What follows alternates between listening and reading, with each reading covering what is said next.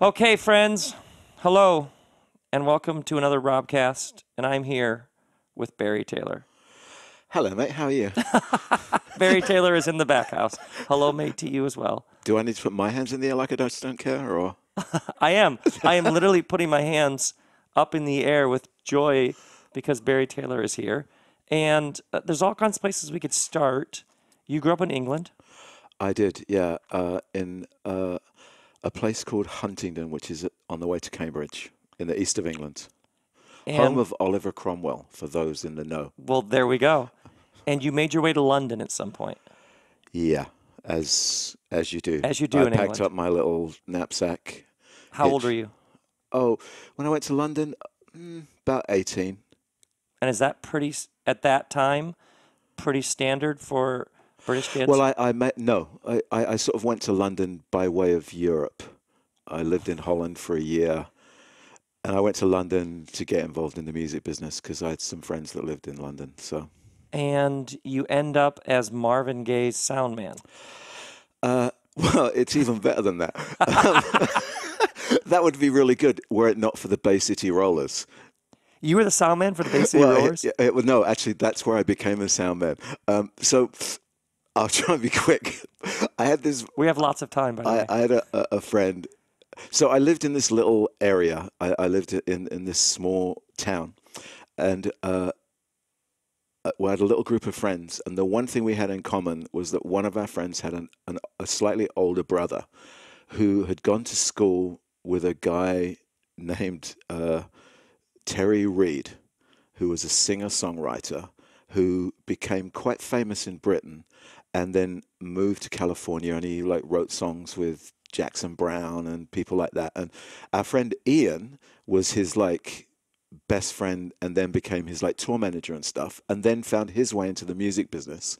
So this little group of friends of mine in this kind of nondescript area where we grew up, we all had this access into the music industry. So via our friend Ian.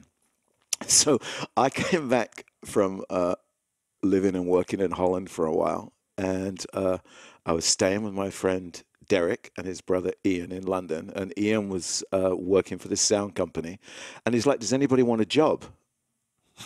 And I was like, "Well, what sort of job?" And he says, "Well, I'm going out on this tour with the Bay City Rollers, and it's going to be nuts, and they just need someone to help move equipment around." And I'm like, "Well, I wasn't planning on going back to Holland straight away, so I'll do it."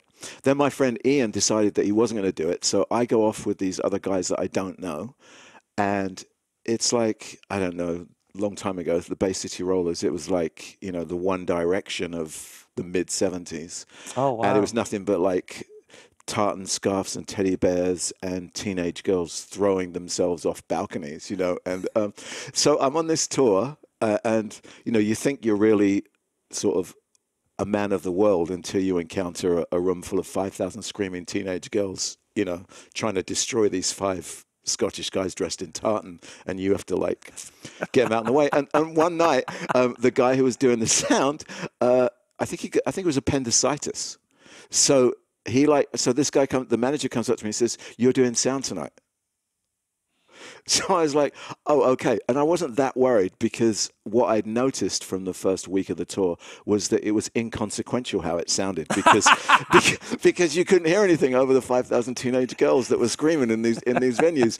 So that was my auspicious beginning. And so then from there, I just started working with this company that did mostly work with American R&B bands, Gladys Knight and the Pips, Marvin Gaye, I don't know, Harold Melvin and the Blue Notes, the Stylistics.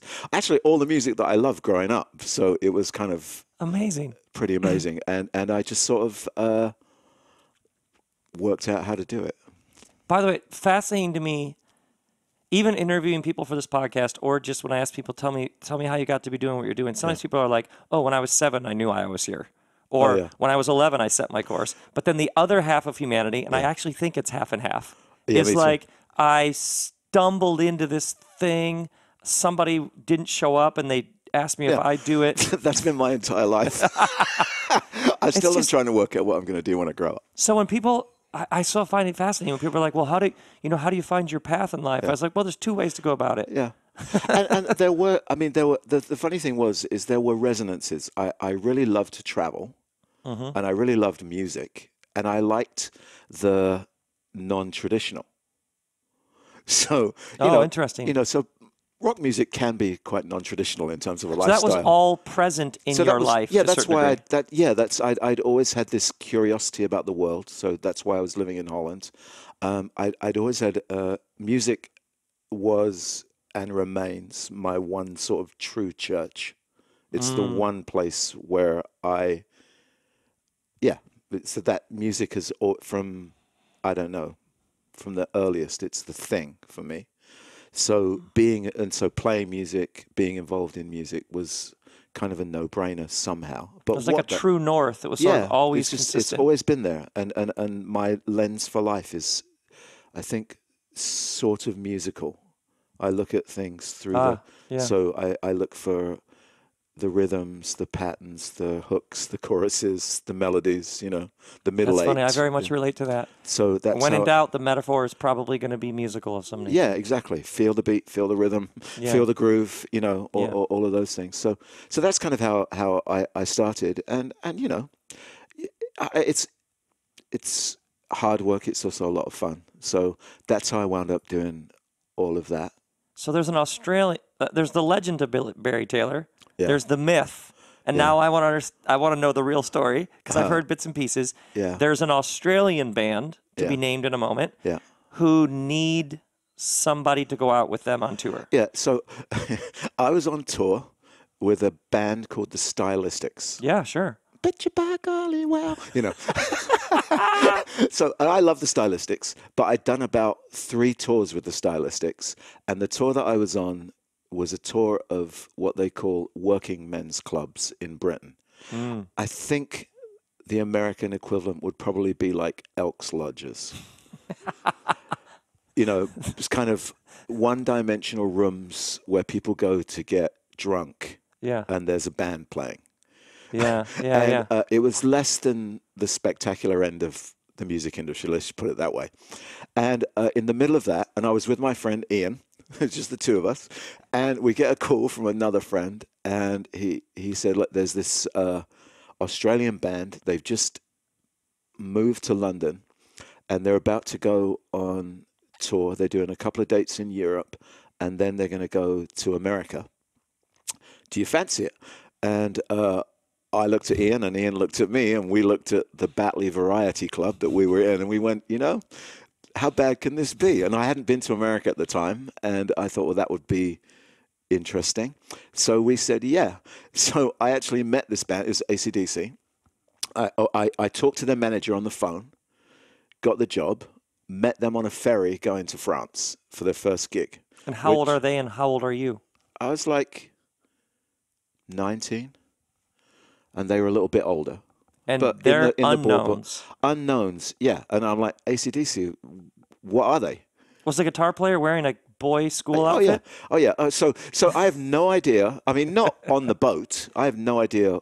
I don't even know what music they're playing. And this is not like MP3 era where you dial it up on your phone. Right. Don't have even the inclination. And some people tell me they're a glam band.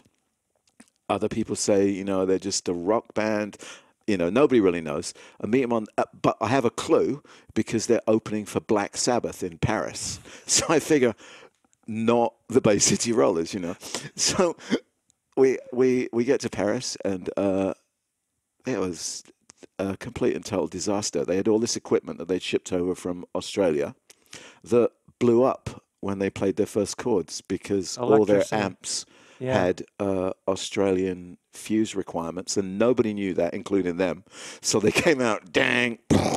So I thought, well, that's going to be a short job with this lot, and they were incredibly They were incredibly A short job yeah, with this they were lot. incredibly. They felt so bad. Like they kept going, "Oh, we're sorry. You guys are such professionals, and we're just like Australian hacks, and we're ashamed of our equipment." Because they literally had like guitar chords in like gym bags with no zips, and I mean, it was like the bottom rung of rock and roll ascendancy.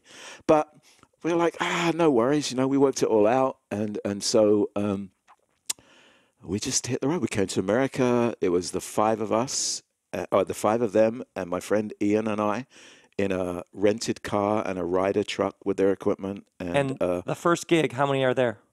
Well, so if we fly to New York, we get the equipment out of customs and we drive to Austin, Texas, to open for ZZ Top at a place called the Armadillo World Headquarters, which is brilliant because, Austin, fantastic place, and the Armadillo is legendary venue. But basically, it's a barn full of redneck hippies in overalls smoking immense amounts of marijuana, listening to ZZ Top. And we do that, and we drive all the way back to New York. And are they good? Are they good? AC/DC? AC/DC. Phenomenal. Oh, I mean, see, that's and here's the deal. interesting.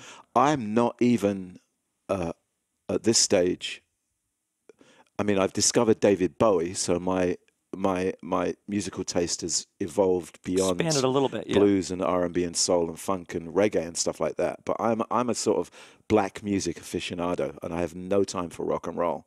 And there's an electricity to them that is just, it's just obvious they're going somewhere. And the energy of at the Armadillo Club in Texas, these Australians blow the roof off the joint. Yeah, they blow the rooth. Then we come back. So then we drive all the way back to New York, and this is like 3 days each way. I'm tired already. And they play their first gig, which I think is their first. Yeah, I think it. Memory is weird, but the first solo gig at CBGB's, and there's like 20 people there. By the end of that tour, they're playing. How much longer is that tour? Well, it was supposed to be like 6 weeks, and it wound up basically. I was sort of really on pretty much of like a 3-year tour because things started to take off. So the 6 weeks became like 3 months, then it became 6 months. I think we were doing something like 250 shows a year or something, and then they'd record an album in between. And it goes to stadiums. And in that first tour, it's like we go from these small venues, like solo venues, maybe 200-300, to opening for Aerosmith or Kiss or Cheap Trick or something like that. Then it goes to co-headlining with, and before the end of that tour, at the end of that tour, we played the Oakland Stadium, like Bill Graham's Day on the Green. The football stadium. Yeah. I mean, 20 people to a football stadium. I could be wrong. They could have been 25, but they could fill the garage. They could fill this room in a matter of months. And here's what was remarkable: the energy in the little room was no different than the energy in the big room. They were exactly the same. They were like constant. They could care on one level. It didn't matter how many people there were. It was they were doing what they were doing with such a level of intensity that. It was amazing. See, this is always interesting to me when people are like, ooh, if you have a big voice or lots of influence. And I was like, no, that person that you're looking at thinking, well, it's nice they get to do this.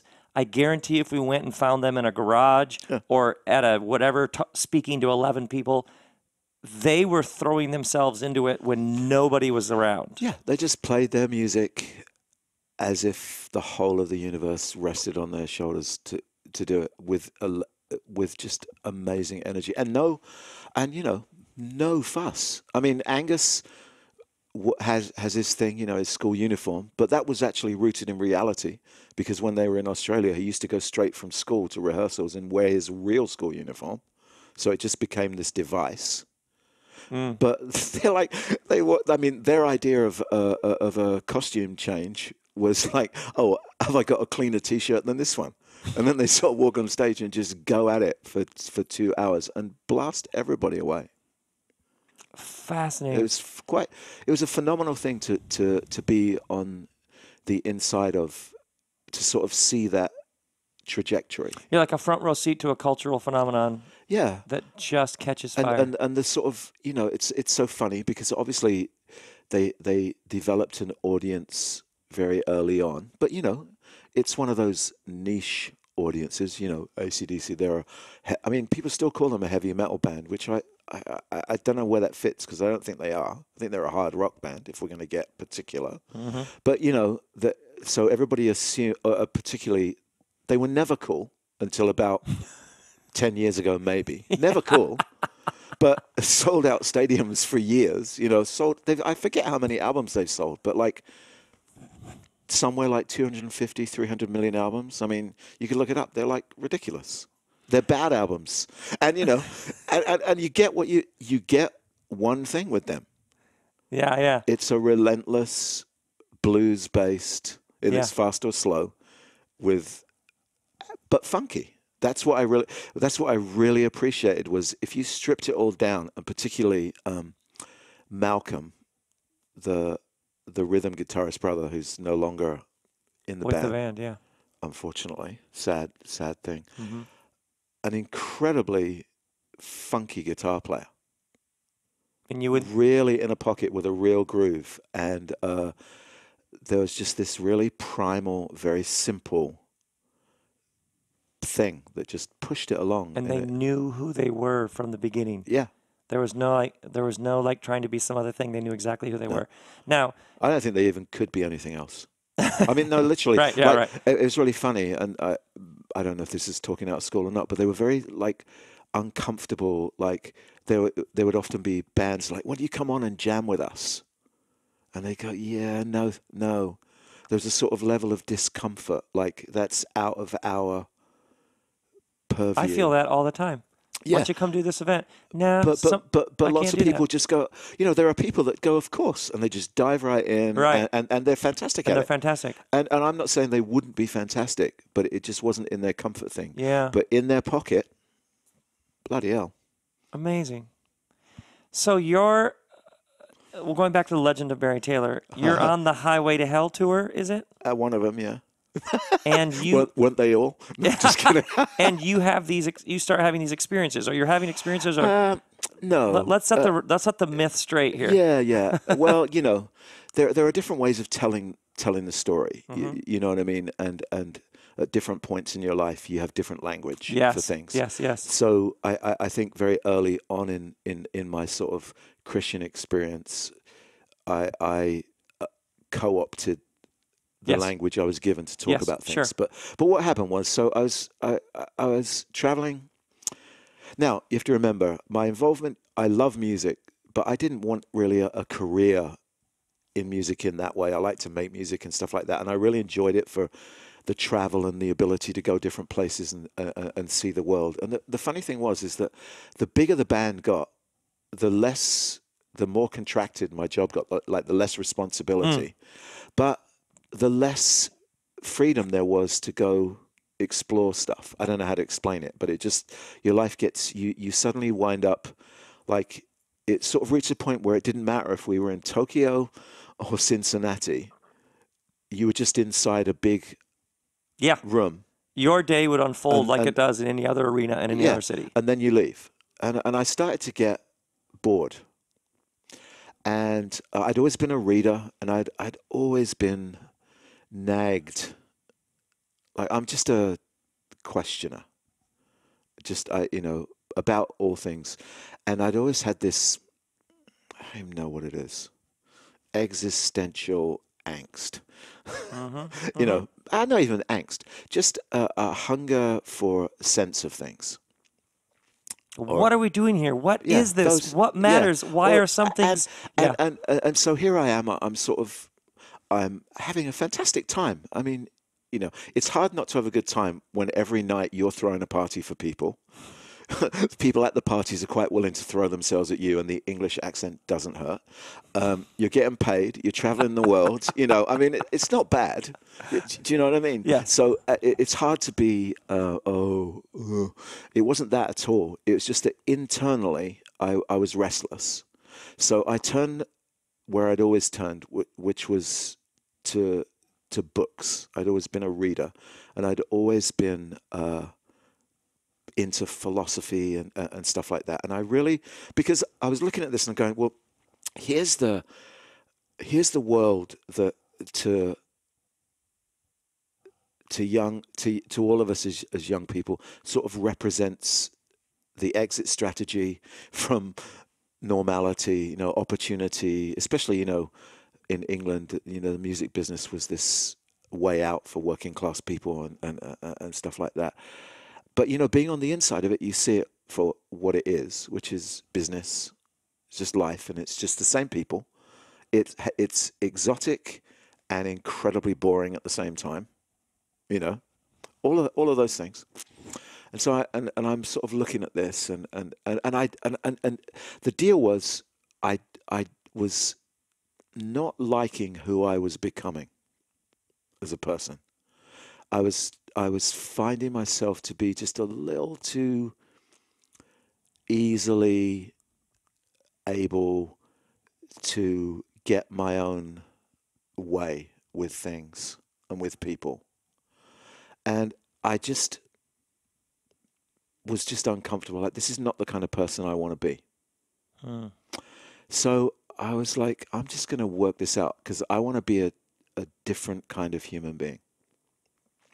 So I start reading books, and I don't, I'd always been fascinated with philosophy, like I said, and I don't know, I was reading Nietzsche, and I was reading Jung, and I was reading Thomas Mann, and I'm on the tour bus, and I mean, literally, it's like a line of cocaine and a page of Jung. I mean, whatever. You can edit that out if you like, or I don't care. Why in the world would I edit things I out? don't know. I have a no editing out policy. Okay, good, because I don't mind either.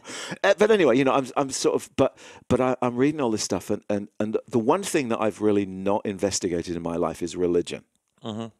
Very sort of non-religious, and even though growing up in England and going to English school, you're exposed particularly to Christianity. So I knew all about religion, and the only person I knew who had any religion in their life at all was my granny. So AC/DC, granny, the two don't. AC/DC wins. AC/DC, life wins, not It's granny. that weird thing when religion is so present that you're almost inoculated against it. Yeah, it's you're in your like whatever that is, it offers nothing. Okay, yeah. I mean, I'd been to church with my granny. 6 people huddled in a smelly old building. Anyway, so I start reading, and I'm reading all of this philosophy stuff, and the philosophy, obviously, I become aware that a lot of what's said in these philosophical books is a critique of or a reaction towards or against religion. Particularly Christianity. So I'm like, what do I think about religion? Never thought about it. Maybe I should think about it. So I start buying all these religious books, and I'm pretty sure that I don't want to know about Christianity. So I start buying all these books, and this is the late 70s. It's actually in the air.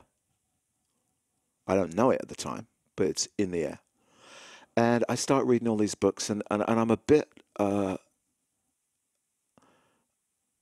obsessive or ADD or whatever. I mean, I get really into something, and I start to get really thorough, and I start to make notes on things, and I'm not looking for God. Never have actually in my life ever been looking for God. Still am not, funnily enough. But what I'm interested in what is it that takes us to a different depth of human experience. Human experience and being human. That's what I'm after. Looking around, is this too long-winded? This is fantastic. All right, fine. Just checking, because it's me talking in my own head. I've heard this all before. We're right with you. So I'm buying all these books, and I'm looking around, and I go to Nashville. And there's a bunch of people picketing the gig. Jesus people. You're going to go to hell. I'm like, well, happily will, because you won't be there. That's our attitude. But I'm like, Christianity, what do I think about that?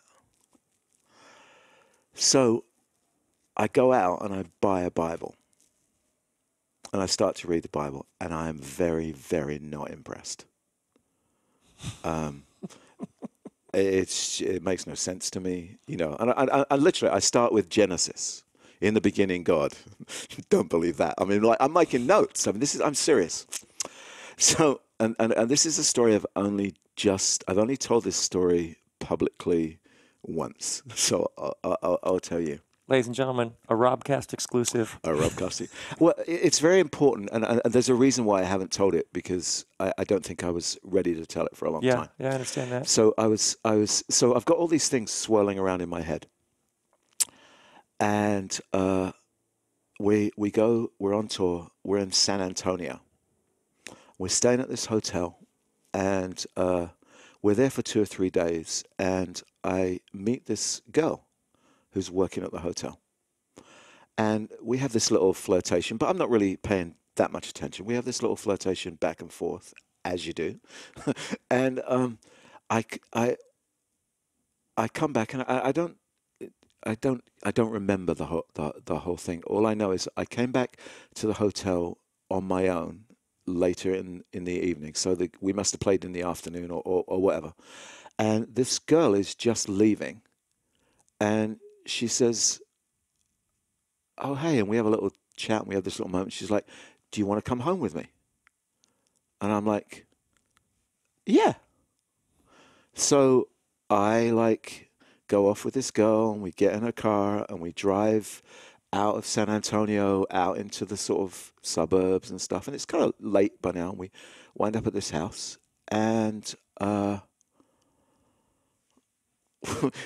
we do what you do. Yes. Yeah. Well, actually, we don't do what we do yet, but we start to do what we do. And she says, "Wait a second, I'll be right back." We're in this house, and she's like, "We have to be quiet." And I'm like, "Okay, I don't know what's going on," but we go into this room, and anyway, she comes back, and she says, "Oh, why don't you get in?" So I get in bed. Anyway, to cut a long story short, before we do what we do, she says, "Do you mind if I pray for you?" And I'm like, what? She said, "No, I don't mean it that way." I just said, I don't know." She said, "Well, can I just pray for us before we make love? We're going to do. Before we do what we're going to do?" And I'm like, "Sure." I mean, I've had weirder experiences, so I just figure I'll just chalk this one up to something. So she prays, and she prays this like full-on kind of Jesus prayer. Like, "Dear Jesus, thank you so much for this time." And I'm like, I don't know what's going on. So that happens. We do what we do. I spend the night. I get up in the morning. I walk into the kitchen, and I walk into a room full of people with guitars and Bibles having a Bible study. I spend the night with a girl who's in a Christian cult called the Children of God. Oh my word! And but here's the interesting thing, and this is why I've started to tell this story, because it's important. That was the first time, as an adult, I'd ever been prayed for. I'd never had an adult conversation about God or anything like that. And I was in the middle of this searchy thing, and I'm trying to work out what I think about things. And then I have this strange experience, which is, if you like to put it in contemporary religious language, carnal and yet spiritual at the same time, right? And now I've got 2 people in my life who have some connection to Christianity. My granny and this girl whose name actually was Comfort. You can't make it up. You cannot make this up. And I'm not making it up. You cannot make this up. But that was what made me seriously consider what I thought about Christianity. That was the catalyst.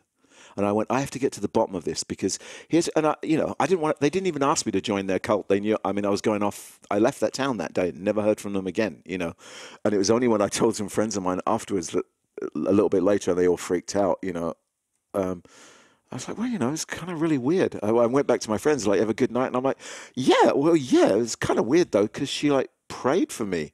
And they're like, "She what?" Because, you tell stories, but you don't usually tell those kind of stories. Yes, You know what I mean? right. But anyway, so I sort of went, okay, so what's the deal with this Jesus guy then? And that was really the beginning. And the funny thing is that part of the reason I was interested in revitalizing my humanity, because there was a part of me that didn't really like the kind of person I was coming when it came to the opposite sex and stuff like that. You know, it's very easy when you're, and I don't want to get on some diatribe about sex and drugs and rock and roll. I That's understand. been way overdone. But it's very easy to become, when things are like gifted to you and you can just take things for granted, to become a little harder on the edges and just not, and that's what got me. That was the thing that I struggled with. So that was the kind of sort of turning point for me, and that's where I really started to like investigate. Well, what do I think about Jesus? And when I sort of started to put all this stuff together, there were other religious things that appealed to me. I didn't even really know what to think about Christianity because I hadn't really experienced it. But you know, I had these reference points: Church of England, Granny, you know, that kind of stuff. But I wasn't really interested in religion or God. And when I my encounter with Jesus and the story, the transformative story for me was the story in the Gospels where Jesus is at the Pharisee's house, and the woman comes in and pours fragrance, you know, and wipes his feet with her tears and stuff like that. And there's this line, and this was the line that turned me around. There's this dynamic. So, you know, Jesus, Pharisee's house, the woman comes in, and the Pharisee says to himself, well, if this man were truly a prophet, he would know what kind of woman she is who's touching him, because she's a prostitute. And then there's this amazing line, and it says, turning to the woman, Jesus said to the Pharisee, do you see this woman? And for whatever reason, the theatrics of that, because you know, if I look at Kristen right now and I say, Rob, do you see Kristen? Unless you're blind, or unless you choose not to see her, it's unavoidable that you see her.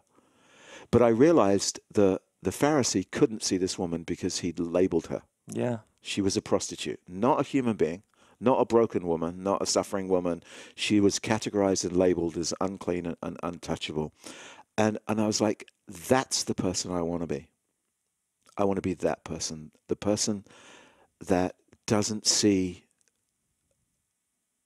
put other people in boxes, label them or categorize them. That's the kind of human, literally, that was what it was for me. The rest of it made no sense to me, you know. You know, the rest of the New Testament, right. you know, all that stuff. It was like, but there's something within me was like, that's the kind of human that I want to be. So then, and then we can move on from here. So then, you know, so this happens outside of the church. I have no relationship to Christianity, and I spent like another year and a half working. And then I came to California, had a couple of friends out here. That's a story not worth. That'll be in my book. No, I'm just kidding.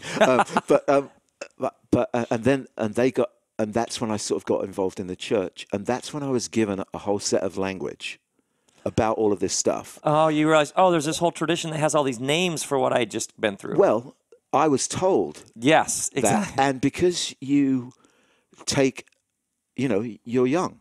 These people know. You just take it all on.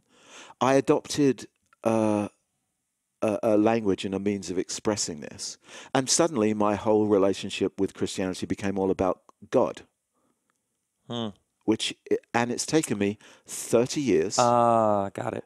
to come back around to the fact that it's not that I'm not interested in God, but it's the human questions of what it means to be alive, what it means to be aware and awake and conscious to the world, conscious to yourself, conscious to others, that I think is, for me, the gem in religion. Yes. That I want.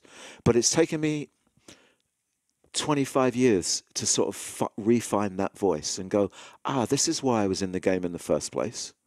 This is what interested me. Yeah. And my life has been a series of essentially reflections and movements towards rediscovering something that I never learned to fully give voice to in the first place.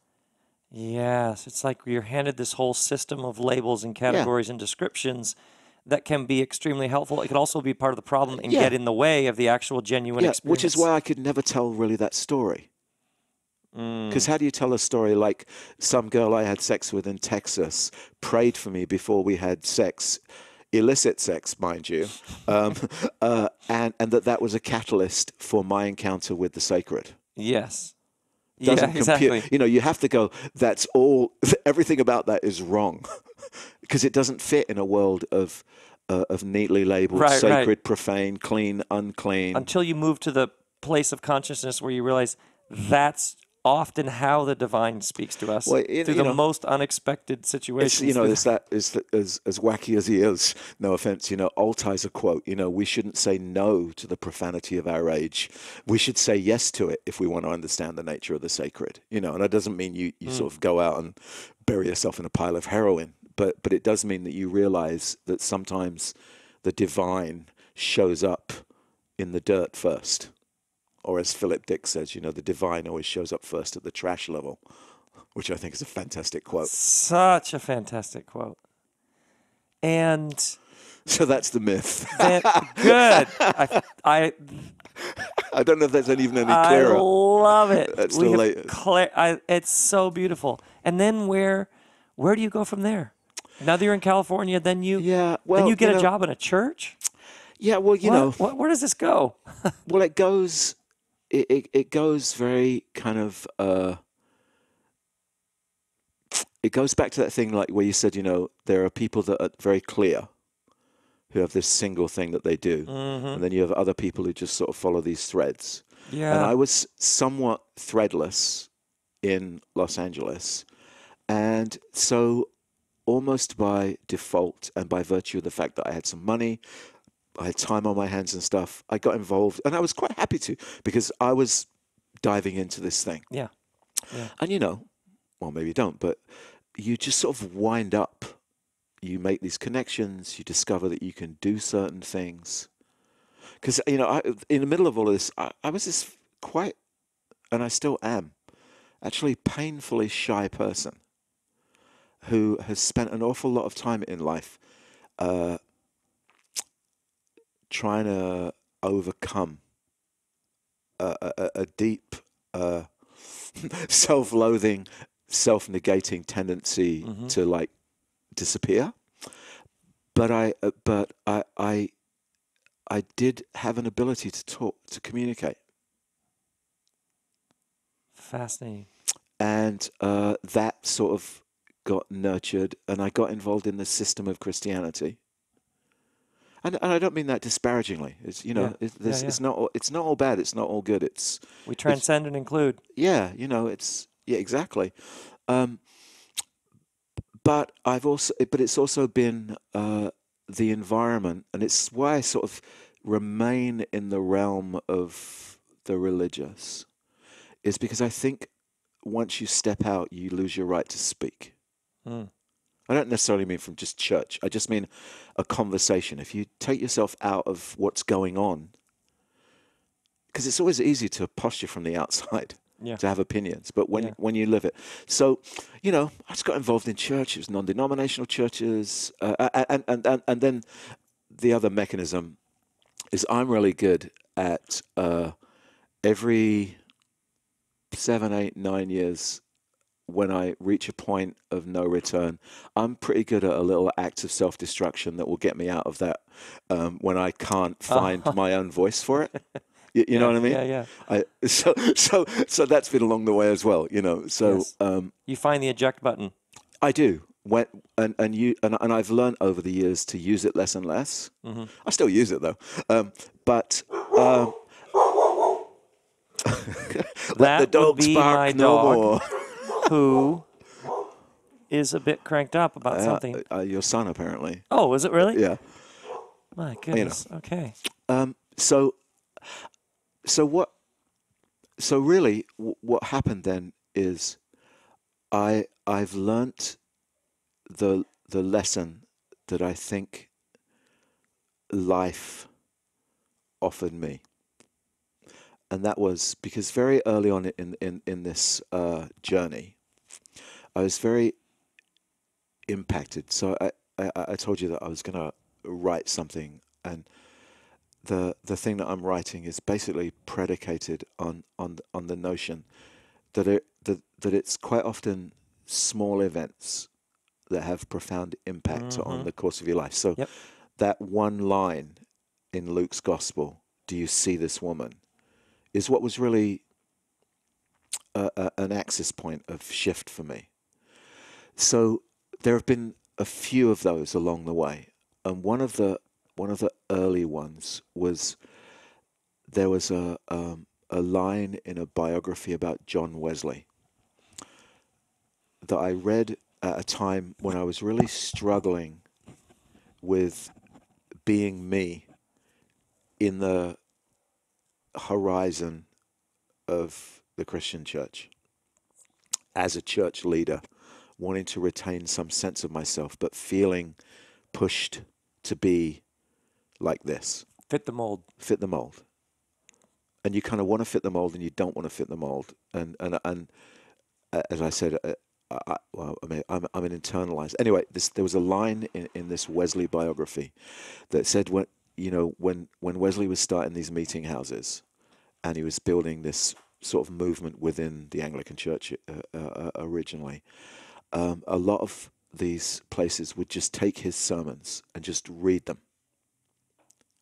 And he sent a letter to these meeting houses, and based on a statement about John the Baptist, and he said, every person, or he said man, but every person should strive to be a voice and not an echo. Wow. And the last 30 years have, for me, been an attempt to find my voice in the middle of all of this and let the reverberations of other ideas have impact, but not dictate or be what comes out of me, but aids to finding my own rhythm, melody, chorus, hook Yes. Yeah. in this thing, as Prince that says, called life. Oh, it's beautiful. And you teach in a seminary. You teach at Pasadena Design College. The School Art of Center Design? College of Design in You Pasadena. teach Yeah. advertising. Yeah, I teach in the School of Advertising. Because when I And was doing my PhD, I was fascinated. I've always liked advertising and graphics, but it interests me the way advertising functions as a competitor to religion. It's a philosophy of living. Just do it. It's a slogan, but it's a way of life. So it's a ah, competitor to religion, in a they're sense. It's sometimes a replacement. two competing forces, essentially competing for which narrative will you live in. Yeah, what does it mean to be human? What does it mean to live? Yeah. Are we And here and to and, and, consume? and yeah, exactly. And of course, um, the the thing that's interesting is that uh,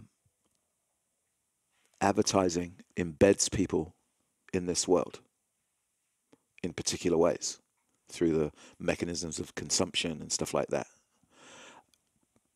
Religion, as I experienced it for a long time, and I'm sure perhaps it might be the same for you within Christianity, it's always about getting out of life.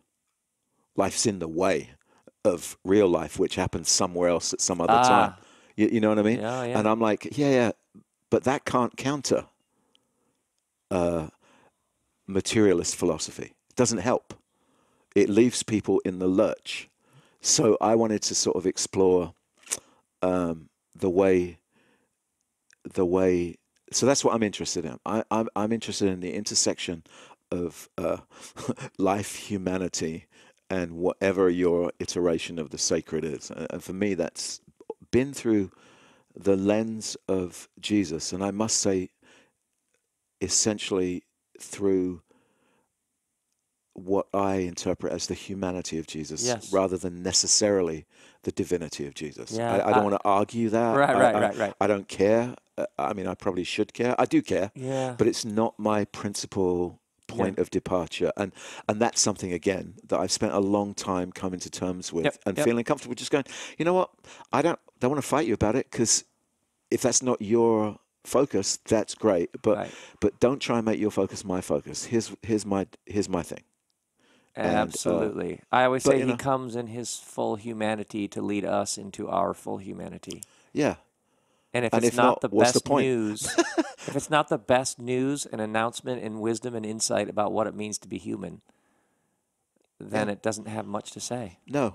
And of course, if I was going to be critical or sarcastic or cynical, which I can be all three because I'm British, I would say that that's where Christianity, in my experience over the last 30 years, has had its biggest problem. Absolutely. Because it's proclaimed something different to that and then wondered why it doesn't work for people. Exactly. For many people, the fundamental message was some other place, some other time. Yeah. When the one thing Jesus said over and over again is it's about full life right here, right now. Yeah. And that's just such a great story. And that's just so great.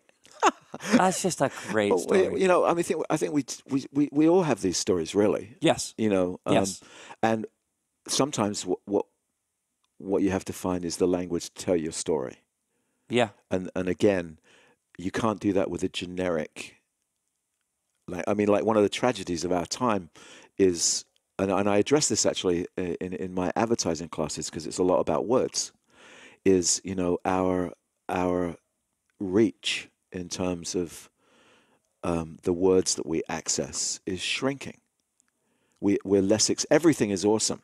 Well, if everything's awesome, nothing's awesome.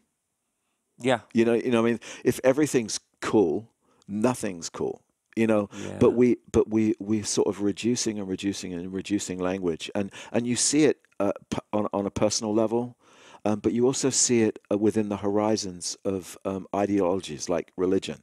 There's only one way to talk about salvation or conversion, or and if you don't use that language, people think there's something wrong, or you use the wrong word. You say awareness in instead of being saved, or you talk about consciousness and people think you've like suddenly gone new age, or when it's like no, consciousness was around before the new age movement. Yes. Yes. Do Yes. you know what I mean? So we play language games anyway in life, but if ever there was a time that we needed richer, broader, and more complex language to talk about Thank you. religion and spirituality, it has to be now. Thank you. Actually, a friend of mine, we always joke that the British still believe in language. Yeah. But I noticed this when I'm in England doing a Q&A. In America, often the person will, I have a question, about, there's more of a shrug, more of a, stuff. But the Brits Or if they want to ask you a question publicly, they're going to ask you a question publicly. And it's really interesting culturally. There's much more precision. Yeah. There's much more reflection. There's been more work, even in just raising their hand, asking a question, to more shades of clarity. Yeah. So it isn't just how do you feel about stuff. It's what are your top 3 insights about X as it relates to Y. In the context of Z. And one of the things I said to somebody the other day, that one of the things I miss about England in general, or Britain in general, is when you leave the house, you have to leave with your A game. Because because culturally, the British, it's just... Yes. It's just like this, it's just this sharp... There's a sharpness. Absolutely. Not aggressive. There's just a witty... Like the funniest people I know are my British friends, and I keep, with a couple of exceptions. But basically, it's like, that's what it is. It's that thing. That. And so... I realize it can be biting and critical and cynical, but I actually think it's rooted in dignity. Yeah, We're human I think beings, you're probably right. And the words that we use and the way that we carry ourselves matter. Yes, absolutely, and in its health and in its best sense, it's rooted in a nobility and a dignity that comes from being human. And we ought to carry ourselves like we're humans. Yeah, that's true. And right. Kristen knows I always go on about sweatpants. Sweatpants. It's like I've just given up. Not that I'm against sweatpants, but there's like this. I've just given up. Let's just go to the lowest level. There's my sweatpants riff. I'll but tell you there's what, this British respect, honor. Oh no! Let's treat each other. Here you go. I'm like, the funny thing is, I live in California. I hate the way Californians dress. I hate the way Americans dress, no offense, for the most part. Sure. That's very broad. That's rude. That's fine. But we'll take it. That, like, really, flip-flops, let me just tell you, at the edge of the sand, that's where you put your shoes on. Cargo shorts? Yeah, okay. If you're working on a cargo ship. I mean, I've got cargo shorts, but you know what I mean. I mean, look at me. I'm wearing a waistcoat and a shirt and a tie, and it's 75 today, and I don't care because I'm going to dress as one absolutely crushing it with this outfit. As one should Take dress. Another picture of this. I mean, if you can wear shoes with white polka dots on, why wouldn't you? This picture will go up when we post the interview because the camouflage coat, the polka dot shoes, the socks with some sort of biology theme. I don't know what it. Yeah, biology. Where, by the way, did you get a camouflage necktie? From a camouflage necktie shop. I think it's from the Hillside. If we're going to talk labels, always good for ties. We'll get you some. We'll get you some corporate sponsorship from the Hillside. I don't know. I think this interview is now perfect. Now that we landed there, it's a beautiful thing. You're a beautiful voice in the world, and I love that we've cleared up the mythology. And I love complicated it. I love this. I love the story about the woman and the prayer. I love the line from the gospel where it speaks to you about almost like a new understanding of what it means to be human. I want to be like that. It's really beautiful and inspiring. Thank you. Where can people track you down? Twitter, Facebook, website, all that? I spend a lot of time on Instagram, Okay. UK Bloke. UK Bloke, BLOKE. Yep. Yeah, Bloke. I have a website. It's called lifelabla.com. lifelabla.com. Yeah, that's another venture we haven't talked about. We'll talk about that another. Well, it's a life school that I started. Okay. And actually, I'm doing an event at the end of March, the 25th and the 26th in downtown LA. Fantastic. What's it called? The Future Isn't What It Used to Be. Oh, as a man who appreciates a good title. Faith, unpredictability, and possibility. Good Lord. Kristen, have you already signed us up for this? Where are you doing it? In this place called Art Space LA. It's right behind Little Tokyo. I think I've heard of it. It's a cool venue. You should use it sometime. Well, this is fantastic. We need to crash this party or something. Okay. Yeah, come crash it. I love it. I love it. I love it. We won't wear headsets. Right. A little less dorky. Thank you for being on the RobCast. Thanks for having me. Friends, I hope you enjoyed this introduction to the one and only Barry Taylor. Much love, grace, and peace.